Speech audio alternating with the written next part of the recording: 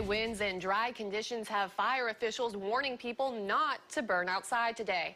Thanks for joining us. I'm Taylor Petrus. An afternoon brush fire in northern Boone County did get out of control when the intense winds changed direction.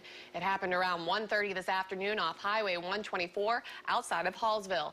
ABC 17's Sarah Massler-Donar is live now at the scene where the fire burned 5 acres of land. And Sarah, no one was hurt.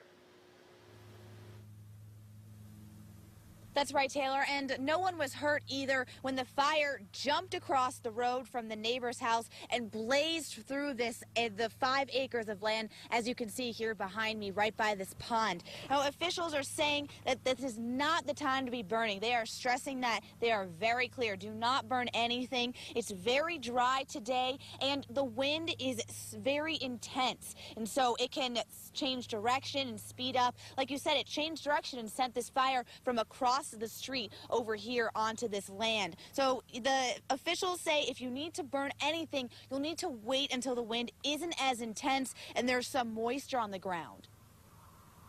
I wish I could tell you that in winds like this, that there is a do this trick or this tip, but there's not. With the amount of wind that we have right now, any kind of open burning, that little bonfire for s'mores, up to a small pile of brush, it didn't take a very big pile to burn 5 acres today. There are no tips when there's this kind of wind and it's this dry.